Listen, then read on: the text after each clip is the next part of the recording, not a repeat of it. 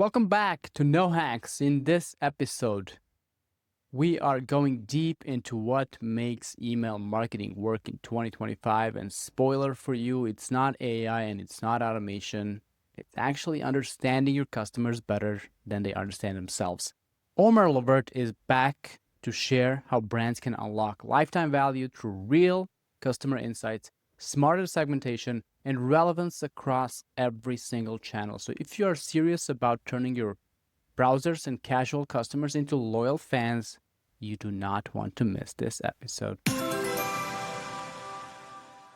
Omar, welcome back to No Hacks. Last time we talked about the basics of email marketing and why you should not be treating it as a checkbox. This time we're going deeper. We're talking about understanding your customers in your email marketing efforts. So welcome to the podcast. Pleasure to have you back. Thank you. And indeed, time flew by, if you ask me. In a way, it felt like a couple of months ago. And we talked about this a little bit in the beginning. You said, no, it felt like 5 years ago. For me, it's just so much things happening. Maybe my way of viewing time is a bit different than yours. But for me, it felt like, oh, we just did that a couple of months ago. And it's almost a year ago, man. Nice to be back. It is crazy. It is crazy. Great to have you. Great to have you. So today, we're talking about really understanding the customers in your email marketing efforts. It's something you should start with. Anything you're trying to optimize and make better, you should understand the person you're doing it for. Email marketing not being an exception there. But is it difficult because email marketing should be a very personal way to reach your users, but AI is writing them for you and you're sending these to many people at once. So being kind of personal in your efforts, is it becoming more and more difficult or easier with AI? Interesting question. I think I need to kind of like rephrase a little bit because we're talking about email marketing. I would say I'll probably zoom out a little bit. Email is just one of the channels that you're using to connect with customers. And as you know, we are Klaviyo, or I'm really a Klaviyo fan. Using that for all the things in your pro sheet, a little bit in the back, shirt on as well. Absolutely. But in the end, it does come down to not only emails, like knowing which channels to connect people on, like what channels you're going to be using. And email is one of them. But you also have direct mail, you have SMS, WhatsApp. There are multiple ways that you can leverage different channels to connect with the people. And I think in a way, it's becoming more difficult. I would say now AI is giving us the power to expand, maybe do more do a bit more faster. And it gives us more time to kind of like dive into the specifics more instead of having to write all the things ourselves. We'll always spot check things. And if you know your customers better, I'm thinking a little bit here on which direction to have it. If you know your customers better, you can actually use that to better instruct your GPTs or your AI or models that you'll be using. But you can't just say, hey, ChatGPT, can you know more about my customer? Just figure something out. So like generate personas. So you're still the one. And if you give it enough information, sure. But you can't just start from scratch and say, hey, LLM of choice, whatever it is, I want you to figure out what three possible customer profiles for this brand might be. Let's just come up with something and use that as a starting point. As in like a brainstorming thing, like idea generation, maybe, but you can't trust it. So you still need to understand your customer. You need to understand their journey, which brings me to email marketing and all those other channels you mentioned, like SMS, WhatsApp, direct mail. How do they fit? How do you figure out how to fit them into the customer journey? There has to be a plan. So do you map out the entire customer journey from start to finish and figure out, okay, there's an opportunity to send an email here. We should send an SMS here. Like, how does that work? Also zooming out a little bit and then diving in. I think the most important part here is about relevancy. So how do we become and how do we stay relevant to whatever the customer's needs are? And sometimes it's difficult to really know what their needs are if you haven't asked at all. Sometimes behavior shows what they're interested in. And it also depends a little bit on if you're selling, if you're into fashion, it might be a bit more broad. While if you're maybe in supplements, there might be better, like stronger use cases there. So there's some variance there. But if if I just wait, I did not prepare it, but That's I a great think book. this book, and mine I was is right reading down there. Yeah. yeah, and I was actually reading it and noticed that actually on the last page my name is also mentioned there. So Mine isn't, but shout out still, Valentin. So it's really, I think Valentin did a really great job on really explaining methodology that you can use to better understand customers and to be more relevant to them in a way to increase your lifetime value for them. So I would say, yes, that methodology is actually one of the ones that I would use and that we start to implement more and more, even with the normal clients that we're servicing at this point, even without doing the whole CVO, which you call customer value optimization, which is the service that we are delivering for specific customers that want to increase their lifetime value, employing that CLV optimization methodology. We are doing more and more of that, like trying to understand what are the main reasons that people are buying. What are they? I would say the jobs to be done is one that's really specific in here. I did write a pretty extensive blog post on the Klaviyo blog around this specific topic as well, where I really dive in. How do you do a jobs to be done? What are the main reasons to do it? What can you get out of it? In a way, it does allow you to better understand your customers, and just by understanding, able to create specific journeys for those customers. Like I mentioned fashion, there still is going to be room to do inspirational things, which might be more broad, which don't always touch into their main goals. But if you know, for example, the example that I use two examples most of the times. One being if you're selling protein powders, protein supplements, whatever, one person might buy that to just gain muscle and be really strong. The other might use it for health benefits. Two complete different goals, same product. So what are you going to be communicating with these clients? Knowing these things, I think allows you to be more relevant and really touch upon that specific use case. Does that answer the question a little bit? It does, of course it does. Which brings me to my second question is, how do you define those ideal client profiles? And you just mentioned too, this is a great, the protein powder example is great because, yeah, you might have someone who's in their 70s and just wants to have more protein intake, who doesn't care about sports, doesn't care about getting jacked, and you have someone in their 20s, in the prime of their life, basically trying to add 20 pounds, 20 kilos of muscles over 3 years, whatever it is. Yeah. You cannot send the same email to those two people unless it's a Black Friday deal or like whatever, like sale that affects everyone. So how do you define, you have a list, you have a brand, how do you start defining those client profiles? What's your first thing when you have a task like that? Yeah, you just use AI, right? No, I'm just kidding. I think the most important thing here is at some point you need to start interacting with your customers. And that is, I think, especially in this age where things are going at a really fast, rapid pace, with all the automation, AI things coming in, talking to customers is becoming, I think, more important because that's the place where you can kind of get like the really in-depth knowledge from your most valuable assets of any business, basically your customers. So where I would start and the way that we do it is by defining and looking at behavior. We're using RFM models for that. Recency, frequency, monetary value is basically a way to segment your customer database into most valuable, least valuable customers. Those that like most valuable. And just to explain a little bit the context of RFM, you basically score recency with a scale of 1 to 5, 1 to 3, 1 to 4, depending on how many customers are in your database. 5 being the best, 1 being the worst. And frequency, the same thing. Recency would be how long since how recent somebody has bought. So if you use a scale of 5, it basically means you need to kind of like split up your customers based on how recently they bought, and then split those and kind of like divide them in 20% each block. So 5 blocks of 20%. The one that gets the 5 is the one that bought the most recent, And frequency, same thing. You basically divide them in 5. You have the ones that bought the most, get a 5. The ones that bought the first time get a 1. And monetary value, which is the M, is how much they spend with you. Is basically, if it's a 5, they are in the top 20% of most. See, and monetary value, is this lifetime or over the last 1, 2, 3 years, whatever? Well, it depends. Of course, this is based on your whole data set.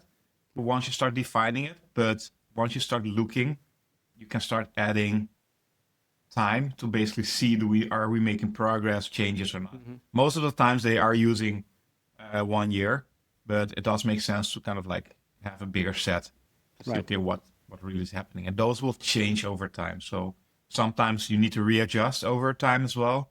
If you have made a lot of improvements, maybe on retention, it might make sense to redefine your groups again. But I would say start off with the broader set and then work from there. And it's pretty, actually, we use Reveal for this, which is a tool also by Lovert, which is the author of this book, this company. But Klaviyo nowadays also has RFM in there. It's they do? A bit more static. Okay. Yeah, it's based on 1 to 3 scale. But basically, RFM is the one place that I would start. Having the best customers either be 555 or 333. Those are going to be your champions, your soulmates, the best customers. Mm-hmm. Based on that, I will do additional research where we basically interview those customers, like take about 10 customers, have like a 1 hour jobs to be done interview or 20 minutes, 30 to 40, maybe an hour, 30, 40 minutes to an hour, have interviews with them and really understand like what made them start looking for a solution, like what changes happened, like really understanding the whole journey into passively, like what problem were they experiencing, to go into active mode, like, what changed that made them start looking, what did they start looking for, what are the solutions that they were looking for. That really gives you an understanding of, oh, wait, they tried, like the competitors of my product might also be something else, for example. And then basically using that input to really understand, okay, I know there might be 3 or 4 main goals that people have with the product. Right. But then you analyze the competition and you really learn about the entire market from... Yeah. And you're picking the 10, let's say 10 people from the best group, like from the... Yes. Okay. Do you work with other groups there as well? Yes, definitely. It depends on how extensive if we really go into a whole customer value optimization process, we also do send out surveys to all the other groups. And then it really becomes interesting because you will start seeing that previous best customers, someone that recency has dropped to 1, right, their frequency and monetary value is still at 5. They will be giving you some other feedback. Sometimes you see that there are differences between the answers that we're getting for these questions that we're asking. Once we define the most important jobs to be done, we start seeing, okay, do they correlate with the other groups as well? Do they have the same goals? And start getting more qualitative data in to see, okay, what kind of like made them churn? If they were a best customer, what happened in that process? For most of these customers, it's going to be hard to get them back. If they already churned, they churned. It's most of the time for a reason. Sometimes because they outgrew the product or it's not a use case anymore. They solved their problem. Sometimes because of bad experiences. But this allows you to better understand where they're at. Kind of come up with ways to solve this for potential new best customers that are going to be churning.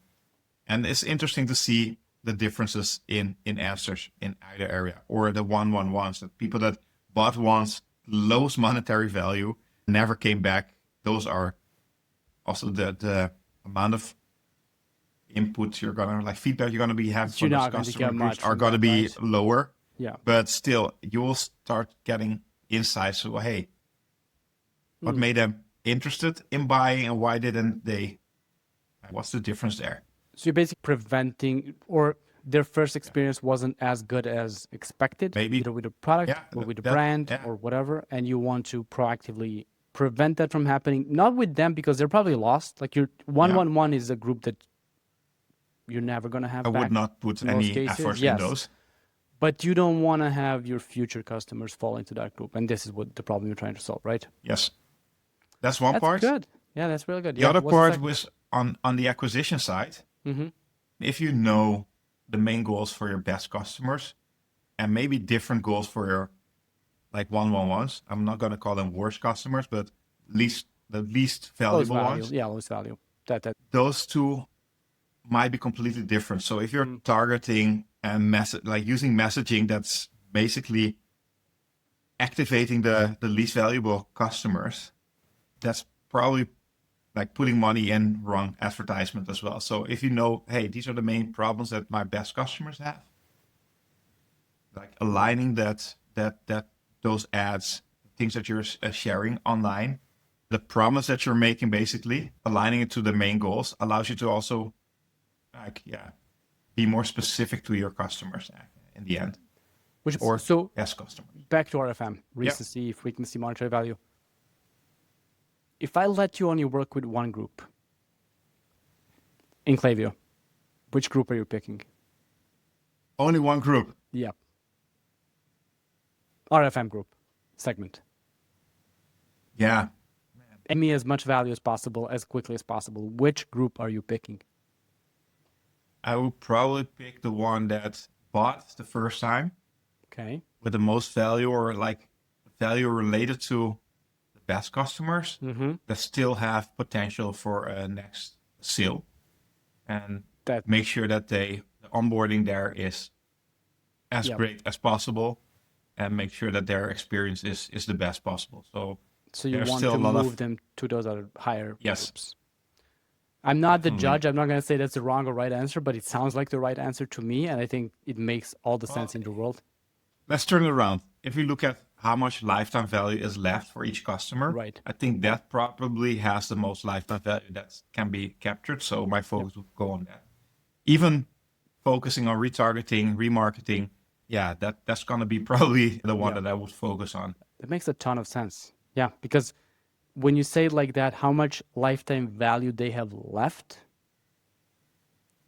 this is where the win is. This is where the potential huge win is. So that makes perfect sense. And before you get too comfortable, we have a rapid fire section. All right. Before we go into the second part of the interview, the deeper dive. So I have, I think 6 questions. I want you to spend 20 seconds answering each one, no more than that, if possible. So here they are. Right. The first one is, a lot. What is the one key touch point in email marketing? The single most important touch point? For me, it is the sign up. Sign up, okay. So that first experience. Yeah, basically having a pop-up or form, something that people can sign up on. I think that has the biggest impact, and that's the top of funnel for me for email marketing. We can get zero-party data from there. We can actually start understanding, hey, which jobs to be done this person has and maybe tailor things. So that's the one that we've seen has an impact on conversion rate on the site. And also it is the top of funnel. It's that makes a lot place of where sense. new people are entering the funnel. Growing the list. Yes, that makes a lot of sense. So what is the one core element of a human-centric approach in email marketing? People first. So you can't use AI, you can't use any tools. What is the let me flip the question a little bit. What is the one way you can make sure you are human-centric always in your email marketing? I think you said it earlier, like talk to people, talk to customers, right?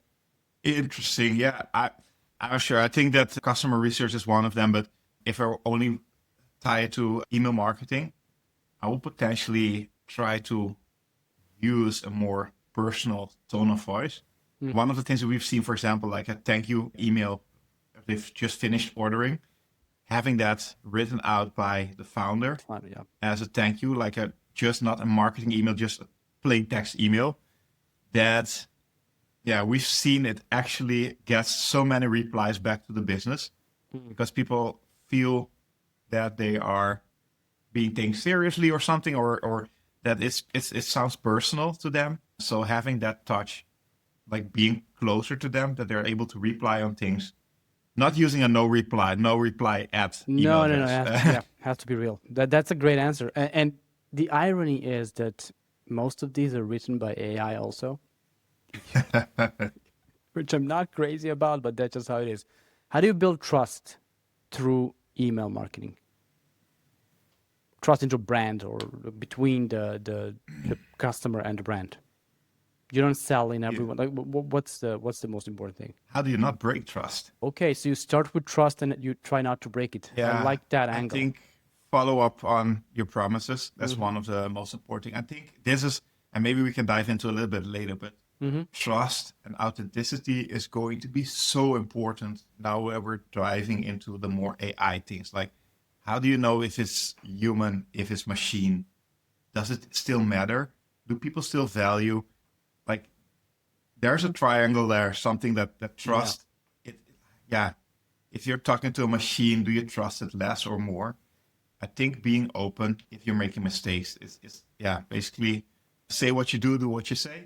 That's going to be an important part to keeping trust and not trying to game the system or try to manipulate people in a way that they feel that they're being manipulated.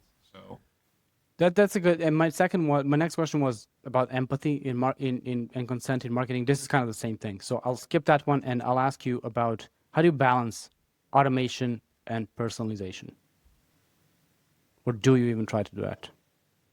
So what do you like?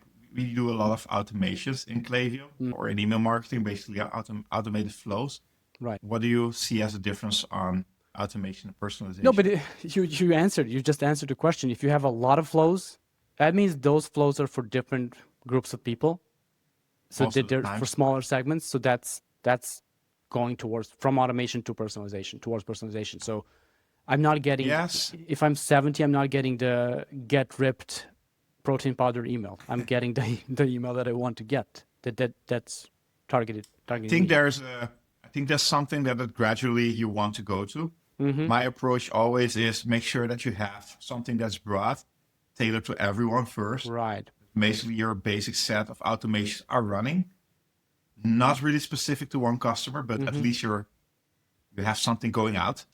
That's where you're going to be getting the most. And then once that's set, you're already making money. You're making sure that those are running. And then you can start looking, okay, what are the biggest groups that we need to now go and be more specific about and be more relevant to them. So that's the way I would kind of like tailor that into, be more specific. And personalization can also mean like what kind of like products that we're recommending, that we're using some product recommendation tool in there. Maybe even the text that we're using, like the copy we're using in there. The one place that I still think I need to see if I can build something for this myself. And having a copy recommendation solution that brings in what people have been doing, saying, and be more relevant to them in an automated way. We'll see if that. But it's not easy. Like this part is not easy. This is where, I mean, there's no easier way to not be seen as be non-human basically in your email marketing than trying to automate everything, because if you write, it's never going to be personal. That founder thank you note, that's a good example of it. But if you're just sending the same campaign to everyone that AI wrote, and I don't know, I just think that we're losing the human connection, not in email, not in Klaviyo, anything like that. Just in general, the human to human interactions are kind of dying down or being lost in the sea of AI to human or AI to AI. And I'm not a fan of that. I'm not sure where this is going. I'm not sure if there's a way back. Let's see in half a month from now when we're recording the tour. When it's going to be Omar Agent and Sunny Agent are going to be recording a podcast while we're doing something else. Or we're going to be sipping some pina coladas on the beach or something. I don't know. I'm okay with that last part, but I'm not okay with AI replacing humans ever. Enhancing humans. That's what it should be. Well, I think if you look at some of the things that have been coming out, like automated response on your help desk, like if you have a problem, having an AI agent that basically allows you to solve your problem quickly. From the researchers so far, what I've been reading is that people value getting their problem solved quicker. Yep. Over being really like having a person that they have to wait for because they're now in a queue. They have to wait for the next person to be able to help them. So having quick response, things that they can do on their own, I think it helps on making sure people don't have to wait and value their time a little bit more. But on the other hand, we have been organizing the monthly meetups in the Netherlands for Klaviyo. What I'm seeing, the human-to-human interactions are becoming more important as well. So I'm not sure how you will be able to do this at scale for a business, but thinking about these concepts on like how do you connect with others is still an important part. Definitely in an age where most of it feels synthetic in a way, or becomes more synthetic. And I recently had an episode that I recorded talking about just that. How much of the internet is the unalive internet, which is AI written content and then AI crawlers just interacting with that content? It's about 50%. So more than half of the internet is not alive. There's zero human in it. And that's getting worse. Like next month is going to be more and more and more. And like, what do we do when it's 99% and there's a human trying to stand out and yelling? And I don't know. It's just weird. But I think email marketing in general also has this risk. Because what if you're sending campaigns, they're great campaigns. AI wrote them, but they're still good. And then there's an AI email agent reading them. I know that's the future. I can allow myself not to like that future. But well, we're going to be having to optimize for these agents probably. Yeah, in a way, I mean, even if we look at it, zooming back, things are happening fast, but we had spam filters, we had different promotion tabs and whatever not tabs. So there was already something happening we had to take care of and be aware of, and work with. So I think we'll still have to optimize as email marketeers. Maybe the ways that we're going to be doing it is going to be different. And maybe there's also a place where maybe there's just too much noise towards consumers. We need to do things in a different way. I don't know. I don't know what the future holds. I think it's an interesting area and an era we're in. Probably a lot of people will have to look for different jobs. It'll be different, that for sure. Jobs will change. That's what it kind of seems like. Going at a really high pace. But on the other hand, if I look at it like, hey, I'm already thinking about how can I automate part of my life, playing around with tech to see if that helps. Anyway, we're diving into a different area. Let's get back. I mean, this has to do with email marketing for sure, because the more emails you get, and it's easy to send it, like the platforms, cold email platforms, even email marketing platform, it's so easy to just spam whoever you want. Sure, you need to have a list, but there are platforms that sell you lists of people you can email and spam, and getting more and more of those emails every single day. The message you are sending is not going to be seen. So it has to do with email still, but let's get back to specifically email marketing and to understanding your customers. So how do you get we talked about user research, we talked about talking to your customers. Let's get back to like understanding those insights that you get from your customers and taking action on them. So let's say you do your RFM, or Klaviyo does it, or Valentin does it for you, and Valentin's company, of course. And then you have your best group, like 555, 333 in Klaviyo, whatever it is. You talk to them, you have some understandings. How do you convert that into not only your email strategy, but marketing and brand strategy also? So what are the action steps to converting, knowing what a job to be done is, towards the direction of your company? I think from the research, there are a couple of directions where you can head. And this is basically trying to, in the end, what we're trying to do is to optimize lifetime value. So for any business, lifetime value should be, I think, a really core metric. It shows you on one end the value that customers are bringing your business, and then looking at lifetime value from a profit, gross profit way, not revenue side of things. Right. But for me, I think it's a double-sided coin, because on one hand, I think it is actually the value that it's a representation of the value that you're giving your customers. And that value is pretty broad. It comes from start with the ads, the promise you're making, going to the website where the people are buying the products. Then the product gets sold, like they buy it, the products get shipped to them. Also, like there's a lot of things that can go wrong. And if you look at a customer journey, you're able to map out where it's going right and where it's going wrong, or where people had different expectations have not been met. It's like overpromise, under-deliver. That's something you don't want. I think even with the reveal tool or the new tool that they brought out, where you can basically measure NPS scores, it's a good guardrail metric to see, okay, are we moving people into a better experience? And I like the way that working with Valentin, how we've been doing that on one hand, you do the post-purchase NPS score, like, hey, you just bought something. What was your experience? And follow-up question, why? Like understanding that the number is like it's on a scale from 1 to 10 or 0 to 10. What number would you get? That is not so. Yeah, it's nice to have a measure point in time. You can see, okay, are we moving that scale up?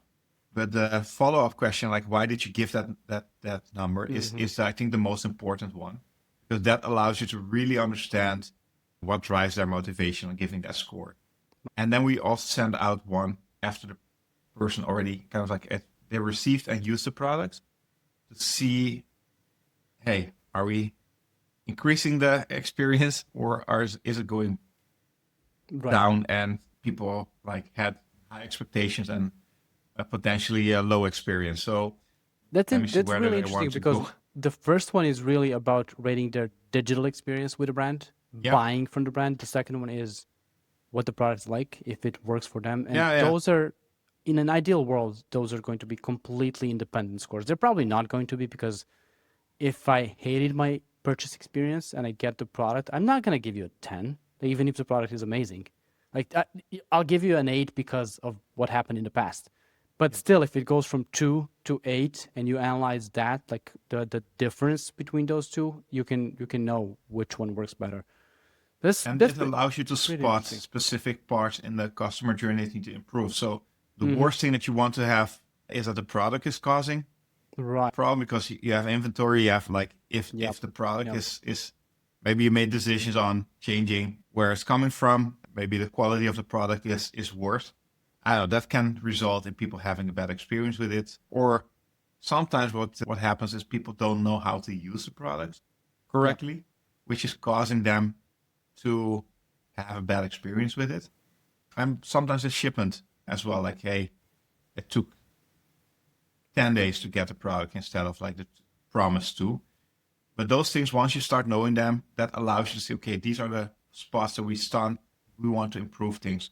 Right. And that's just a matter of, and this is broader than just Klaviyo, this is broader than just email marketing, but it allows you to, okay, these are the biggest problems. Let's start solving them step by step. That's a good point, because if you're working with customer value optimization, with customer lifetime value, like every one of these touch points is really, really, really important. If your shipping is, you promise a 2-day shipping and it takes 7 days for most customers, even the ones who don't tell you that it's a bad experience, like experience could have been better for them with the brand. Yeah. Not something we've done yet, but like tools like Wonderment and some of these shipment tools allow you to have data points in Klaviyo, events like, hey, this shipment is stalled or delayed or whatever. If you have that information and you know this person is in high RFM group, or maybe the one that we talked about, one that bought for the first time could had a high, like 515, for example, then it's even more important to make sure that we are proactively sending a message. Hey, and maybe even having support, give them a call. Hey, sorry, like making sure that there were white glove service, and putting that will for me will be like a place where make sure that AI handles the big load of questions, so that customer support has the time to be really personal to the customers that need the most attention. Deserve or need or whatever. I mean, deserve, 515, I wouldn't necessarily need. Maybe they do. We don't know. But But if you spot a potential issue, hey, this shipment's going to be delayed, and this is a potential high value customer, that would be for me maybe a thing to say. How do we create a good experience either way? Do we have a call and tell them, hey, we see that it's delayed. We're actually checking out what's happening. We'll be in touch. That's going to be a way better experience than for them to start going onto the website. Hey, I have a problem.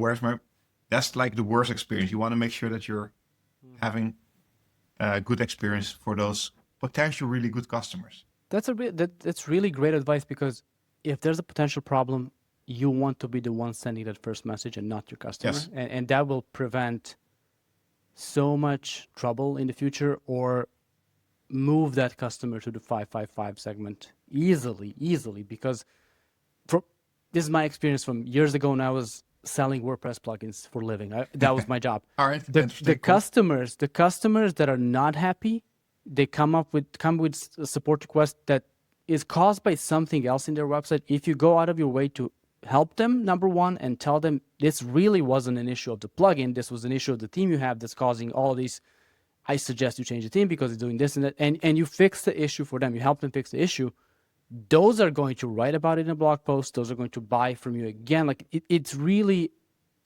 turning a potentially bad experience into a great one.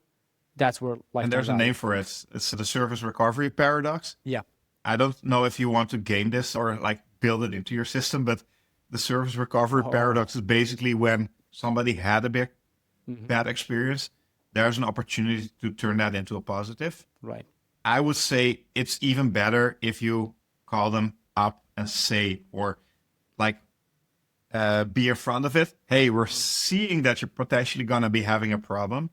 Right. We are on it and making sure that we're going to be fixing it. That's going to be a way different experience than for them to all like the effort it takes to send an email or come onto the chat or maybe call a company to complain. That's not something people want to go through. So that's anyway, such a good point. That's such a good point. And again, this is about the theme of the episode: connecting with the customer, understanding your customers, and proactively understanding the problems you might have. I don't like the gaming the system part, where I'm sure there are companies that's not something you want to game. I'm sure there's companies that plant that seed of, hey, here's a problem, but we'll make it better for them. I don't like that. But I love that example. It's really, really good. And yeah, what was the name of the paradox? Service recovery paradox. Service recovery. There's a lot of things written about it already. Yeah. Definitely something that's good to know. But if you can prevent it, I think it's even better. Yeah. Especially for the groups that are valuable and potentially valuable in the future as well. Always. Yeah, absolutely. Tell me about your podcast. As we're closing the episode, you have a podcast now. So plug your podcast. How can people find your podcast and listen to your podcast? Well, the first episode is going to be released soon. We recorded it already. It's Bogdan and me. Bogdan is a good friend of mine. He runs his own agency as well. And we always start geeking out when we're together. Like, hey, this is happening. Did you see this? Did you see that? Right. And I think in the last he's been to a couple of our meetups, and we've been discussing this, like, hey, should we do something? Feels like we have so much to talk about. So we decided to start a Klaviyo Geeks podcast. The end goal, actually, to also have an interview with one of the founders of Klaviyo, Andrew Biedecki, to have him on our podcast. So we'll see if we get there. But yeah, it's basically going through our own experiences, talking about what has been starting with Klaviyo, starting with email marketing, that journey where we're on, the mistakes that we've made, the mistakes that I see a lot of people make in automations and flows, like all these kind of things. We're just talking about things that we have experienced and also frameworks that we're using. So we're still working out the next couple of episodes there. We're going to be having some of the cool tools that integrate with Klaviyo also on the podcast, just interviewing them to see, okay, how do they add value into improving those customer journeys? Because all these tools actually, they have a place, they have a reason for existence, basically, that actually help your business do more or do better, be better. So yeah, that's more or less our. That's really cool. So it's not. I mean, it might be live by the time this episode goes out, but Klaviyo Geeks, right? KlavioGeeks.com. We registered the domain. The domain. Nice. But we still need to. I don't. You'll probably be able to find it on the podcasting, like and Spotify and. Exactly. What you want to do is when someone Googles Klaviyo tips or how to do Klaviyo, you want your podcast to show up, and I'm sure it will. You won't even need too many episodes to do that. Yeah, either that or the meetup or Polaris. Yeah. That is awesome. Also, your LinkedIn, I'll put it in the show notes so people can connect with you. And thank you for providing a go-to resource for everyone about email marketing in that podcast. Like, yeah, it's a joy to have you on. We are going to make this an annual thing, talking about the demise of internet every April or May. Demise. And how it's getting worse and worse. Yeah. But I will see you. I will see you at one of the conferences later this year. Always a pleasure to talk to you, Omar. Cool. Same here, man. Thanks.